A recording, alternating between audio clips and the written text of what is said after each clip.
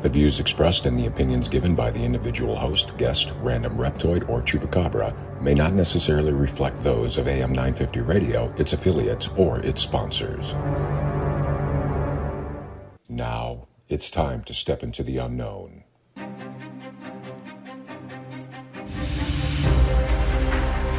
There are things people experience but never talk about.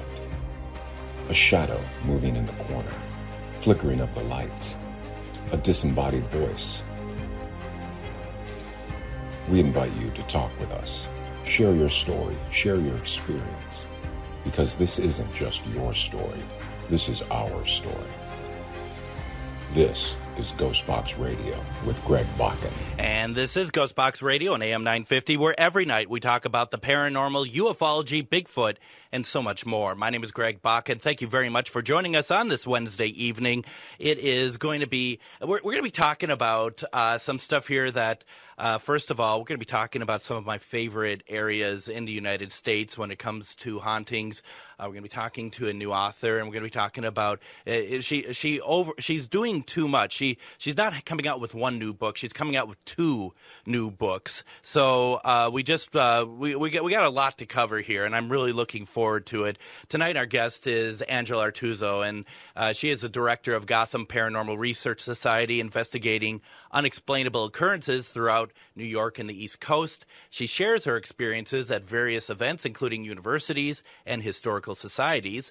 She is an author who sheds new light on the paranormal enthusiasts of the strange and unusual. Her approach has always been to respect, educate, and support the field. Angela is a longstanding member of the Taps family, founded by Jason Haas of Ghost Hunters, and is currently co-manager of the Taps family. Angela, welcome to GhostBox Radio. Hey, Greg. Thank you so much for having me. Oh, my goodness. Thank you very much. You're a busy person right now, and you just got back from, the Massachusetts Paracon? Mass Paracon, yes. How was that?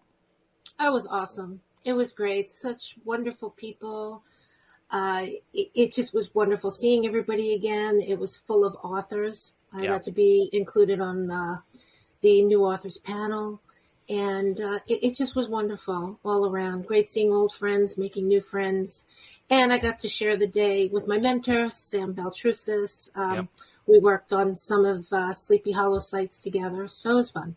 And Sam has been on the program many times, well, twice. I mean, let's not get crazy over here, but he has been on, and it's always fun to have him on and talk. And then we had Alex on as well. So it's you're in good company for sure with both of them. And there's a couple of, as I said at the top of the program, there's you're talking about areas here in your books that I really love, and I've only really been out to the East Coast, like in Connecticut. I've only went out there once, and that was a couple years ago, and that was off the hook. Is incredible. And of course, I've been to Gettysburg. I guess I should include that.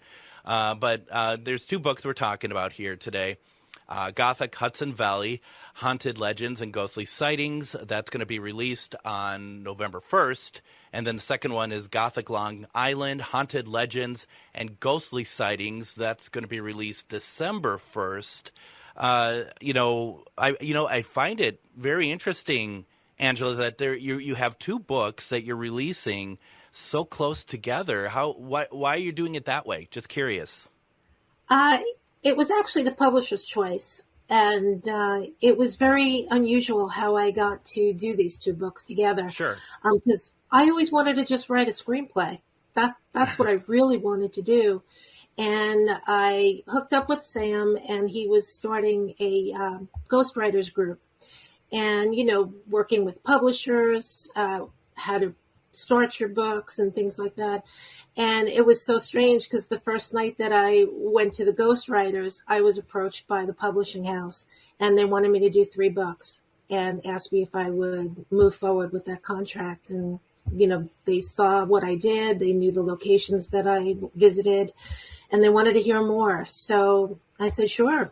So there went the screenplay out the window, and I just moved right ahead with the books. And I just kind of steam plowed right through the whole thing, just nonstop for the last year and a half. Well, there goes the screenplay for right now.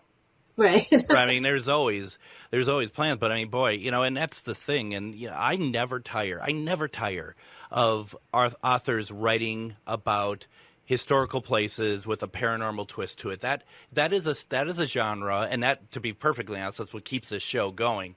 But I never get bored by it, because once you find somebody who is a really good researcher and just can be able to put their own spin and synthesize all this information together themselves in a way that makes it entertaining, I could read this stuff forever. I really can.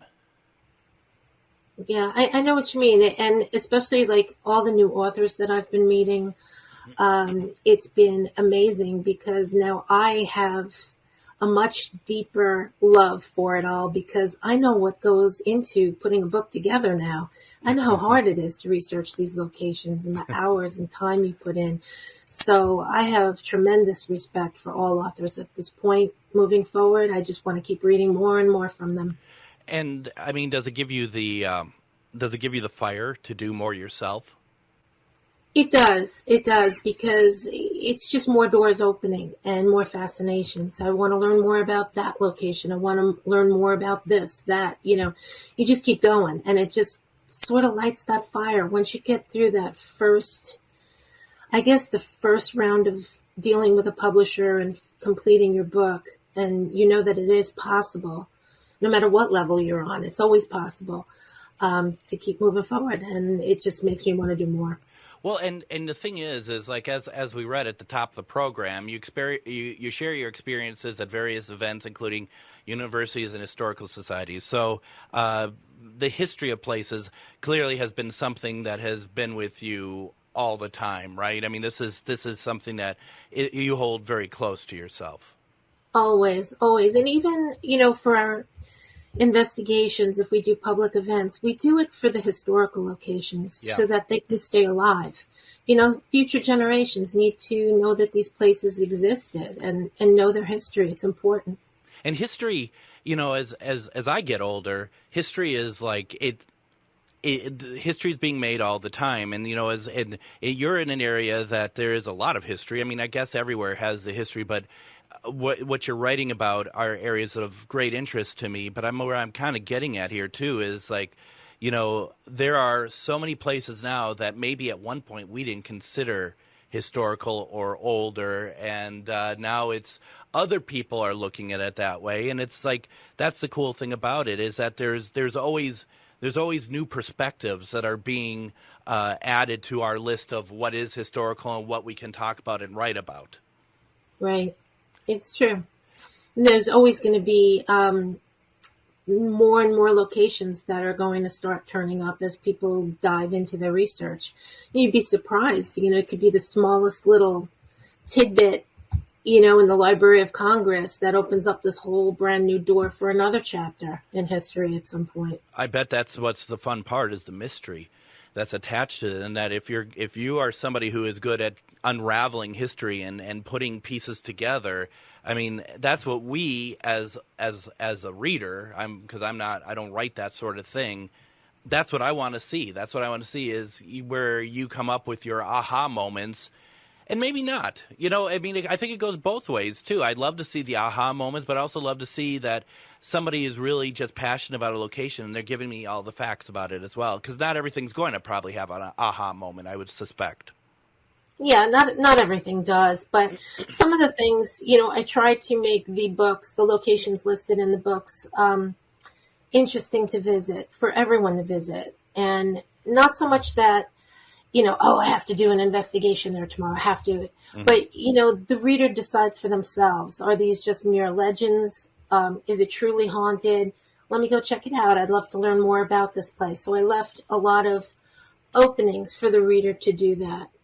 I like that. And, as far as for me being a paranormal investigator, I think I'd much rather read about a lot of these places than investigate them, only because some places that we read about that of historical value is oversaturated, I think, with groups or whatever, events, whatever. And I understand that that's the prerogative of the people who own these locations. As for myself, I personally, I truly believe that there are certain places that can be over investigated. So I'd much rather read about them. And there's nothing wrong with either side of that. I just rather read about it. There's some places I don't do dark energies anymore. I don't really want to go to places that are like, ooh, it's really dark at this, sanitarium or this old prison or something like that.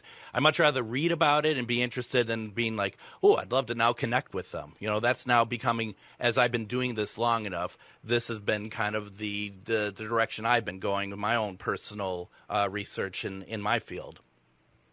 I'm with you on that. I've taken a couple of steps back. I'd rather observe, read, do my own research on a location, and I'm not the first one to jump on board if something is dark and evil and let's go. We're going to get scared. It doesn't thrill me. No. I'm not there for the scare. I know a lot of people, nowadays they start, they see what's on television and they want to reproduce that. And not everything's a horror movie. I mean, I didn't do this for that. I did it for the history of the location. Like many of the old school investigators, I know feel the same way. And, we're all like-minded individuals. We kind of want the same thing. The newer TV shows and everything, they're just there for scare tactics, and it's good for ratings. And I'm so glad that a lot of the shows the networks did put a stop on a lot of the paranormal shows right now. And I think that was much needed at this time. It was getting way out of hand. I mean, even when we go to locations, we tell people what to expect from us when we're investigating. We're not going to go in there screaming. We're not going to run down a hallway, knock things over. That's not what we do. And, we invite whoever we're investigating with, the location, we invite the docents and them to investigate with us. Yeah. So that's how we do it. No, and I'm very much on the same level there. And I would agree about the television. I think I think one of the things, though, that is kind of a sad kind of outcast to that, of course, is when you think about a show, you being part of the Taps family. And for those who don't know, that's the kind of the parent group of investigators throughout the country, all based from Jason Haas and the original Ghost Hunters. And Ghost Hunters, as folks, if you've watched the program, know that it's a different beast than the other shows out there. It's more about let's have a logical approach to it, unlike other shows that are going to be like let's just stir up whatever and see what happens. I do feel bad that. And they're not going to be down long. They're going to find either like a YouTube or something like that. I know that without knowing, I don't know them, but I know that they'll find a way to be able to come back because I think the way of them doing investigating is important for people to see. It is. And, they've been doing it for over 20 years and they need a break. In this field, you need a break. Oh, God. And there's nothing wrong with that. Everybody has families. You don't realize how much this can take out of you. I mean, even your regular standard paranormal hangover, quote unquote, you go on an investigation, you're wiped out for a number of days after. I mean, we know how that feels. So you can only, imagine doing the math. You're on the road constantly. You're at locations for 2-3 weeks at a time, traveling back and forth across the states. Takes a lot out of you, and you reach a point and you get aggravated too with some of the things that you see and you get frustrated. And you know what? Sometimes a break is really what is needed. And, I give them lots of credit. And I know they're not sitting home twiddling thumbs. They're busy. They're busy guys. Yeah. Wouldn't be surprised if they're on the road now. They're doing a couple of things on the side. Jason has his YouTube channel right now where he's just enjoying the locations without having to worry about this and that and production and all this other stuff. He's just going out and doing what he loves doing. Well, and then too, when they have a show, when they're off, they're doing the cons and stuff as well. So there really isn't a lot of breaks and stuff. And I have to say real fast before we head to our first break, that I was thinking about when we were talking about, that there's new paranormal historical or just historical places in general as we get older. I was just thinking to myself, I had just watched the new version of Salem's Lot this past weekend. And I'm a big Salem's Lot fan. I'm a big, Stephen King fan, but Salem's Lot's probably my all-time favorite, especially the miniseries, because the CBS 1979 miniseries I watched when I was like 4 years old, and it's been burned in my mind, all these things, and that was pretty contemporary when that came out. But the new Salem's Lot is set in 1975 when the book came out, and it's like now this is a period piece. This is no longer this is like something that this has happened in the past, but not only the past, my past. It's really interesting, and it's kind of like really showing how things do change and how new people are going to see things so much differently than how we saw them back in the day. It's true. I haven't seen the remake yet. I'm dying to see it. But even on like investigations, ghost walks, things that are advertised, especially around the Halloween season, some locations will really spike that up to pique interest. And in one of the things that I've found out in the course of these two books that I've done is that a lot of these locations that advertise their ghost walks don't want to have their locations associated with ghosts and hauntings. I was told not to write about some of them. And it was just, why are you advertising this then? Why are you advertising this whole area to be haunted? You're doing ghost walks, you're taking money from people, and your gift shops are full of ghost books. But we don't condone that sort of thing. So you can't write about us, and we don't like that stuff here. We don't go for that. I got that from quite a few places. So, I mean, it was an interesting ride, that's for sure. That's interesting. I've run into that too. Let's do this though first. Let's go ahead. Let's take our first break. When we come back, I want to take the next two breaks, break down the two books that are coming out. So when we come back, I want to talk about Gothic Hudson Valley, Haunted Legends and Ghostly Sightings. That's going to be released November 1st. We have Angela Artuso with us. You're listening to GhostBox Radio on AM 950.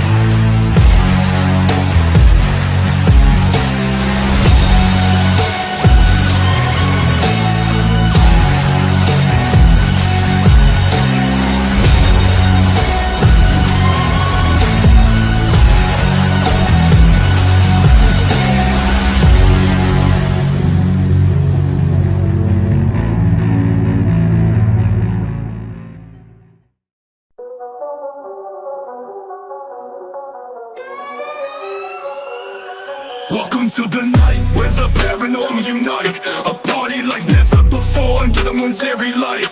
The vibe is dark, the air is cold, spirits taking flight. Get haunted and ghost and magazine leading the fright. Ghosts and ghouls dancing hand in hand. Lost souls roaming the haunted land. On the battleship New Jersey we gather with glee. Horror and paranormal, a sight to see. Greg Bakun here. I love historic tours of Minneapolis and seeing everything it has to offer. But, if you know me, I like to include a little spooky in my tours, which is why I found the perfect combination. Minneapolis Trolley Tours does this amazing candlelight ghost tour that you have to check out. It's an extremely immersive experience. It's a trolley trip that starts out at a haunted mansion, traveling around Minneapolis locations exposing ghost stories that the public and business owners would rather left untold. Then a tour of the aforementioned haunted mansion where ghosts of past residents from the 1800s reside, plus a lot of surprises to discover. Next, experience Gertrude's After Hours. Did I mention Gertrude is the mansion's most famous ghost? maybe she'll show up. And you finish up the tour at Gertrude's Lounge in the haunted basement of the mansion with refreshments and Q&A. The trolleys are climate controlled and the mansion is restored to perfection. Check out MinneapolisTrolleyTours.com for more information. Greg Bakun here. I've told you about the out-of-the-world roast beef sandwiches at Maverick's Real Roast Beef, but I haven't told you about their Philly steak sandwiches, turkey bacon avocado sandwich, BLT, crispy chicken, fish sandwiches, brisket, or pulled pork. Okay, you get the idea. They make a lot of delicious food to the same standard as their famous roast beef sandwiches, and now I'm starving. I'm going to go to Maverick's Real Roast Beef off Lexington and Roseville, and you need to go too. Check out their menu at mavericksbeef.com. Gritty Gear Company is a great place to go for clothing that is fun and expressive, but did you know we also do custom orders on demand? We've worked with all types of companies and organizations, from first responders to even a certain radio station. Our team is here to help you look amazing. Our clothing is of the highest quality, and you will love your logo on the finished product. We are a locally owned small business who simply wants you to look great. Find out more at grittygearcompany.com. Have you ever met someone who not only can help you on a deep spiritual level, but also potentially change your life? Refined Divine is an extremely gifted psychic medium who travels the nation and lives right here in the Midwest. And she offers mediumship, mentorship, house and business parties, energy healing, palm readings, and so much more. Refined Divine has helped thousands, and she can help you. Hi, this is Psychic Medium Deb. I cannot wait to hear from you. You can go to refineddivinepsychic.com. Greg Bakun here. Like many of you, I still collect physical books, and not just any books, but books about the paranormal, ufology, Bigfoot, and so much more. I go to Megas Books and Herbs, located in the Arts District of Minneapolis, but books are only part of it. Megas Books and Herbs offers crystals, jewelry, herbs, oils, and consultations on how to use this stuff. Check out their in-store classes and events too. This place has everything to expand your horizons. Located at 1848 Central Avenue, Minneapolis, or visit megasbooks.com. And welcome back to GhostBox Radio on AM 950. My name is Greg Bakun. Thank you for joining us tonight. We're having a great conversation with author, historian Angela Artuso, and we have been talking. We took the first segment, and we were talking a lot about just her background. And, you know, we always talk, when I bring folks on, we're always talking about, like, the state of the paranormal and stuff like that.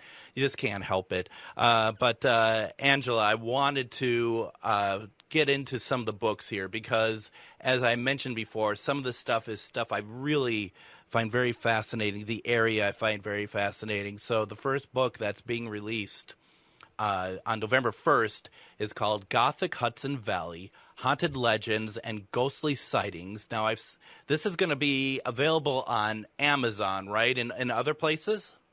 Barnes & Noble also, so, yeah. In store? Should be, yeah. Right now we're doing pre-orders, and then once it's available, you'll be able to get it in the stores. How exciting, to be able to go to the store and be like, here's my book. I know. Here's my book. Where's your book? Oh, you don't have one because mine's right here, you know. I think that's the way to do it, quite frankly. That's why I don't write, because I'm already jumping to the end. I'm not even at the point of what does it take to write it and all the work you're doing. I'm like, here, how can I show this off to other people? So maybe I don't deserve to ever write a book. The book itself, though, can you give me a little bit of what it is? Because I could read about what the book is, but what is it? And just curious, what is it that made you choose writing this one? Well, for both books, the publisher approached me to write about these two locations. Got it. So I obliged. I said, we visited quite a few locations in both areas, and I do the best I can, in picking out some of the most common ones, well-known ones that people have visited and found interesting. I'm sure there would probably be a part 2 and a part 3 because there's just so many that we can fit into the first book. That's great. One of my favorite places I've never been to, but has been something that has been very interesting to me since I was a kid, goes back to Disney, and that would be Sleepy Hollow. And, I've always saw it as a place of like a folklore, like this is a story from there. Has there been sightings in Sleepy Hollow? Is it a paranormal active location? I have to tell you a funny story. When I went with Sam, we went and we were visiting different locations in the area, and I was taking photos for the book. When we were in the cemetery, we were trying to figure out, have people actually seen sightings here? And some people say, they've seen, everybody has their own story for Sleepy Hollow. But our story, which was weird, was while we were walking through, I thought I saw somebody standing behind a headstone when I was taking pictures. And when I looked at the photographs, again, I thought I saw something sticking out from one of them. And when I enlarged the photograph, it's like a woman's head with raccoon eyes, and is the most bizarre photo. And I was like, okay, is that our experience for Sleepy Hollow Cemetery? But that was definitely interesting. I know Sam has had his own personal things happen in the cemetery as well. So there's quite a few. Is it on an individual basis? Does it depend on the person who's having this experience, or is this like world over where everybody has had an experience walking in there?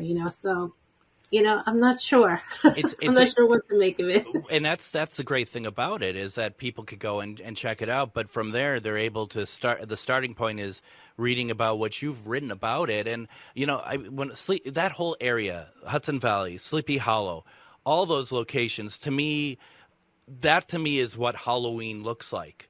That's what fall looks like to me, and I think that is, and like I said earlier in the show, that I was out in Connecticut.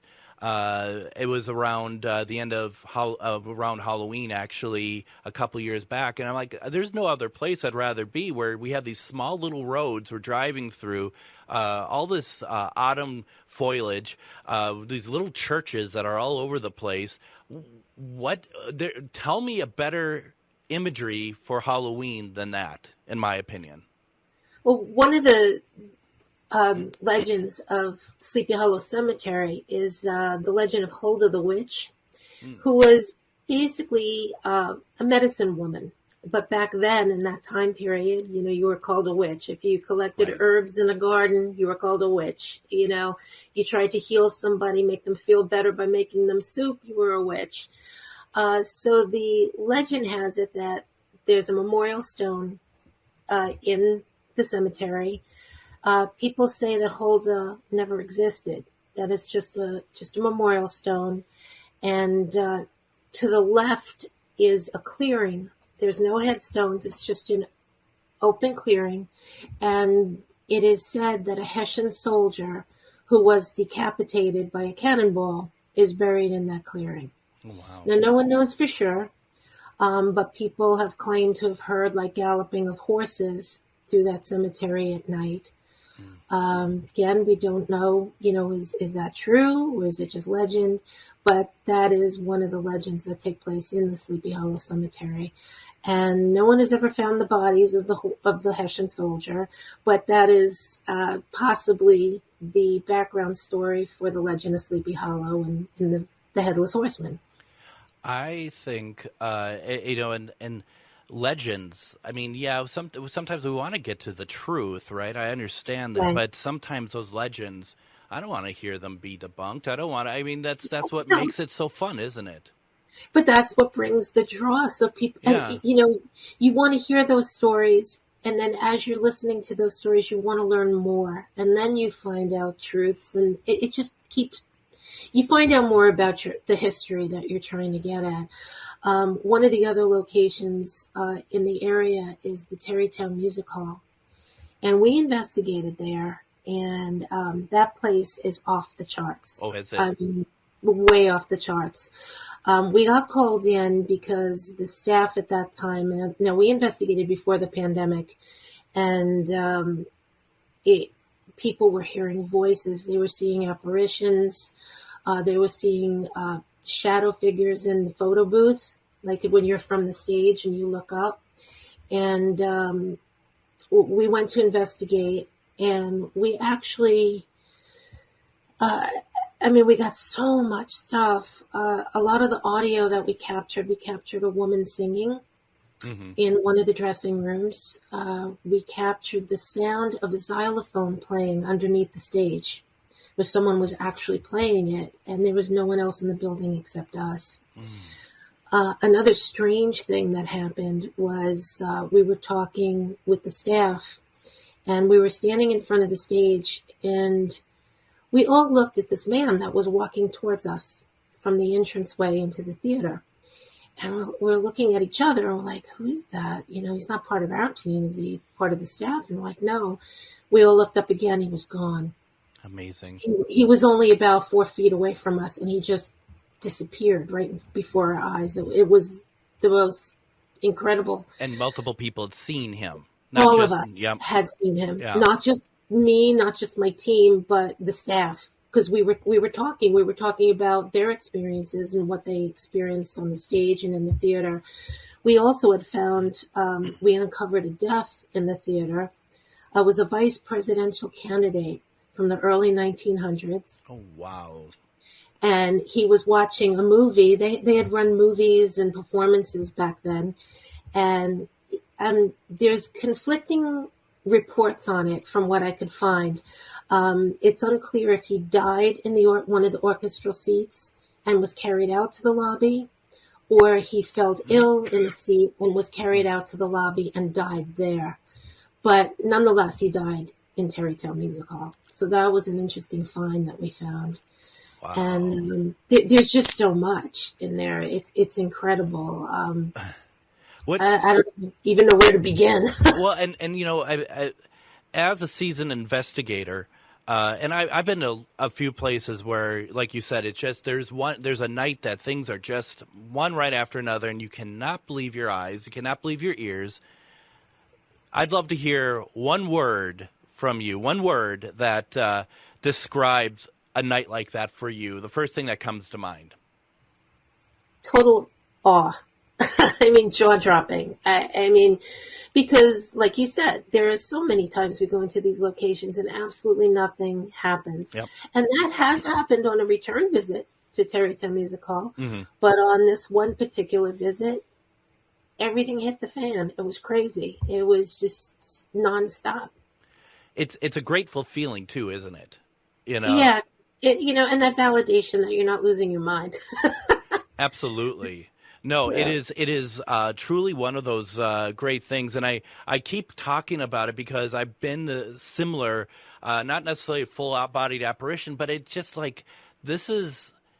It's like you're this wonderful moment of just being able to kind of get a glimpse into their lives and do you think that stuff was mainly residual, or was it also intelligent responses as well? I think a little bit of both. Sure. Because some of us were pushed. Okay. So a residual wouldn't do that. But we did get direct responses on a lot of the questionings that we did during our EVP sessions. A good portion of it is residual. They had close relationships with staff members that had passed away there. And there's also a backstory, too, for the stagehands. When they couldn't speak during a show, they would whistle if they needed something done.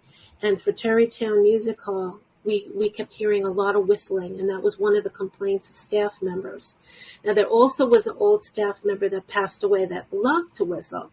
So you have two ends of the coin there. I have an old staff member who loved to whistle, and then you had the stagehands that were so used to working on ships where they would whistle to communicate. So while the stage setup still has the old stand bags on each side of the stage to move the curtains, they're weighted bags. And, back then, if you worked on a ship and you worked in the theater for extra money, your cues to another person would be to whistle. Wow. I think... a lot of, we've talked about this. A lot of people like to go to the prisons and sanatoriums and do their investigations. Theaters, music halls, that's where it's at, 100%. And I'm not going to get into it because this is about you tonight. But I 100%. I've had nothing but amazing experiences at theaters as well. That's fantastic. We're going to head to break here in a couple minutes. Another place that's on there that confused me for the longest time is the Stanley Hotel, because I'm thinking about over in Colorado, but the Stanley Hotel, first of all, I believe it's older in your area. The Shanley? Is it Shanley? Is it Shanley? That's why I always get confused. I quoted Stanley too, so don't feel bad. It's just like an automatic. You think of The Shining all the time. Well, and that's why I probably never found it when I went out there, because I was looking for the Stanley. No, I never did that, but I would. Shanley, and even still looking at the text that you've written, I still saw it as Stanley. That's just amazing. It's amazing how a brain deteriorates to such alarming degrees. But Shanley, I do, even though I don't know the name of it. Apparently, I see a lot of people out east that they're going to it. There are a lot of peers in our field. They're going to it. They're checking it out, and they love it. They love it out there. It's a great location, as far as what I hear. It's a quaint place. It's very unique. Everything is close together. It used to be a brothel. Okay. And there's just a lot going on in each room. I don't even know where to begin with there, because again, there's just so much information. I know one story in particular. One of the spirits that haunts there is the spirit of little Rosie, and she has her own room. They have a little pink dress hanging for her and all her toys, and she was the barber's daughter. And the barber used to live there, and when it was a hotel, he cut customers' hair. And one day they couldn't find little Rosie, and unfortunately she went exploring, and on the side of the Shanley Hotel there was a well, and she moved the cover of the well, she fell down and she died. Oh no. But her spirit is one of the spirits that stays with the Shanley. There's a lot of children there. Yeah. There's a lot of children. The original phone booth is still there. They used to have, in the days of Prohibition, they had liquor downstairs in the basement. That nice. Little entryway is still there. It's just so much history there. My gosh. Well, that's why people have to, on November 1st, get your book. Or actually go there right now and pre-order it. So now, we said the book is available through Amazon and Barnes & Noble. Are you putting it through your website at all, or? I'm going to eventually post it on the website. I want to make sure it's out and available, and this way people can just go right there directly to order it. I'll put the actual order link. But I probably will be putting up the pre-order link as well soon. I just got back, so I've been traveling nonstop too. So it's been crazy. But one thing before I forget that I did want to mention, in the Terrytown area in Sleepy Hollow, there's a location called King Mansion. And that's also mentioned in the book, the history of that as well. Inside King Mansion is a restaurant called Goose Feather. And wonderful chef in there. Wonderful food. Great meeting place. And you walk up the steps and you're right into the restaurant. And there's a backstory there. A couple enjoyed their meal there so much. And when you pay your bill, they put your receipt in a hard-covered old book. Oh. And this couple enjoyed their time so much they wanted a keepsake, so they kept the book and they walked out with it. So as they're trying to go home, and the GPS is redirecting them back to King Mansion, to Goose Feather again, they could not leave without the GPS rerouting them. No matter where they went, they were constantly being rerouted back to the restaurant. So they didn't know what was going on. They started to get the creeps, and they drove all the way back to Goose Feather, returned the book, said they were sorry, and the GPS never rerouted them back again. It allowed them to go home. It allowed them to go home. That's fantastic. That is fantastic. Once again, this book that we're talking about, Gothic Hudson Valley, Haunted Legends and Ghostly Sightings, go ahead, pre-order it over at Amazon, Barnes & Noble. You can be like me, just get it so you can learn the actual names of the locations, let alone the stories that are behind them. Let's go ahead and do this. I'd like to take another break right now. When we come back, I actually have a couple more questions about this book. I lied to Angela, but also we want to talk about Gothic Long Island, haunted legends, and ghostly sightings. We have a lot more to talk about in the final segment. You're listening to GhostBox Radio on AM 950.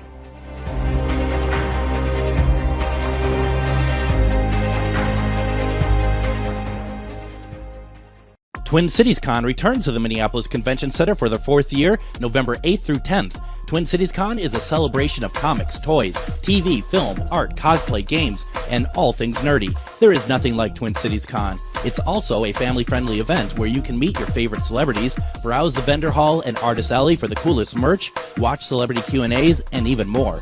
Twin Cities Con is bigger and better than ever before.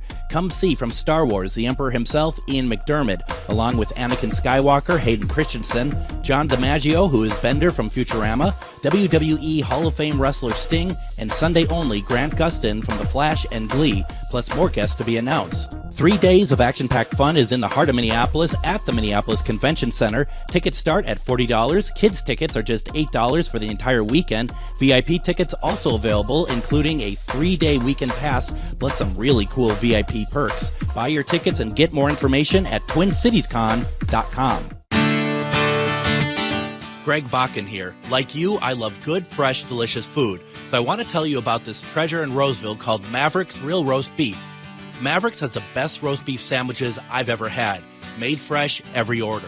Add fries or onion rings dropped in the fryer when ordered, and you have a winning combination.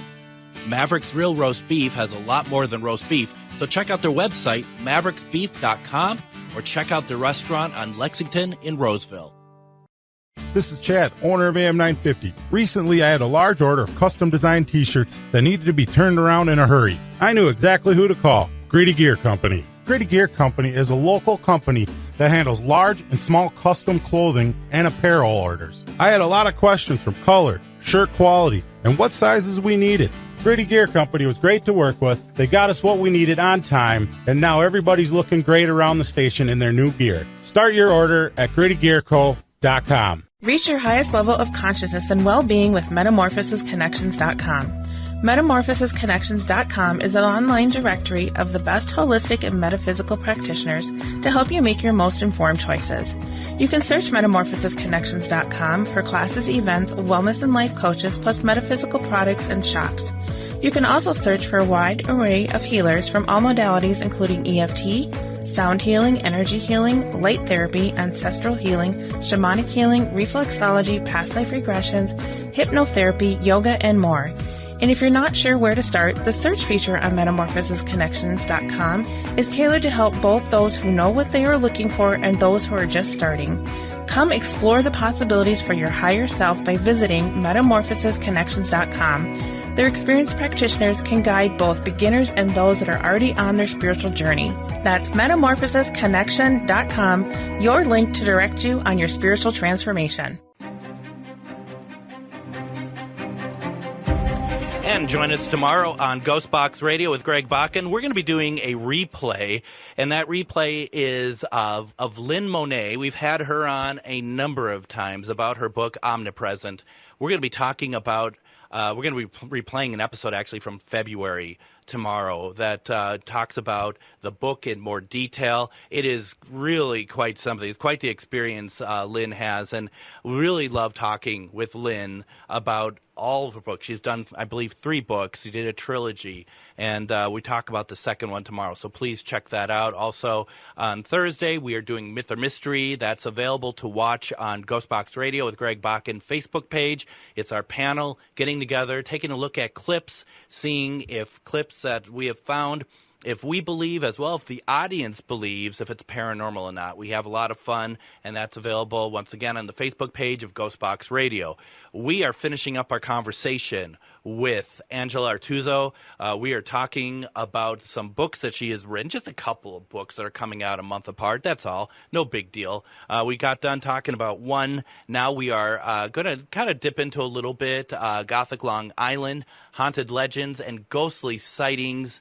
And Angela, first of all, this has been so much fun talking to you about all these wonderful locations, and I always love talking to paranormal investigators who really are very good at what they do and are able to take it and teach others, including myself, these locations, how you do it, respect for spirit, all that stuff. So I just wanted to thank you for that. This has been a lot of fun, this conversation. It has been. It's always enjoyable to talk to someone who does it as well. So it's great. Well, thank you. And so let's switch gears a little bit. And I know I switched gears a little bit on you. Let's talk a little bit about what the second book is about. Okay, the second book is Gothic Long Island, and it highlights some of the most popular haunted spots in Long Island. And we've had a few. I think one of the most famous locations and well known by everyone on Long Island who's into hauntings and ghosts would be Katie's of Smithtown. Okay. Katie's Bar used to be the site of the old Trainer Hotel.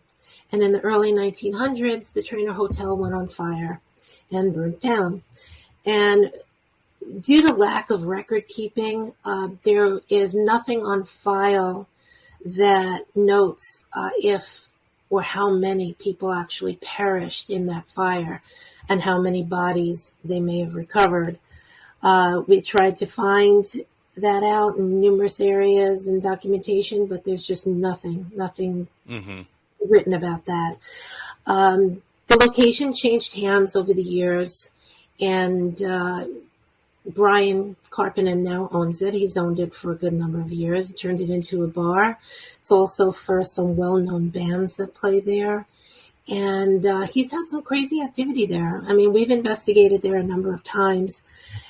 He's also posted on YouTube some of his security camera findings. And on there you actually see, the soda jerks when you fill up a glass with soda. They actually lift up on their own, which is bizarre. Another thing that's a claim is that wine glasses just fall off the racks. We've witnessed that firsthand. We were there one evening, and right in front of us was the upper wine rack, which you have to lift the glass a little to slide the glass out. 2 glasses just shot right out and smashed on the floor. So there's always something going on at Katie's. It's a great place, great people. They're always good to us. They're good to everybody. So that's one location. If anyone wants to just go and have a drink, sit at a haunted bar, go to Katie's. Spirits with spirits. Spirits with spirits. Spirits like spirits. I've and when I said earlier that I've only been to the East Coast like once or twice, I've been there actually a lot more. I don't know where my memory is, because I investigated Morris Jamel, actually. Oh yeah, we've done Morris Jamel too, and we were doing events there as well. But then again, COVID hit, so everything changed after that. And we had Chris, the director there. I think he was the director. Or assistant director. Yep. He's been on our team. So okay. Yeah, I think I've spoken with Chris before, and I mean it's these places, and I bring up like Morris Jamel because I also see it about your book about just the Revolutionary War, which is truly one of my from a historical standpoint one of my favorite eras to study. And I mean, you're right in the area. You're right where it all happened. You're right where all the wars in the U.S. have happened. And I mean, are you picking up a lot of stuff that's connected to that, or is it more? Do you think it's more recent, like 1800s or whatnot? I think it's a combination. Sure. It's a hotbed over here. Yeah. One of the main areas that's very hot with Revolutionary War history and locations would be Huntington. And one of the locations that we've investigated and we have a good relationship with is a bakery called Fiorello Dolce.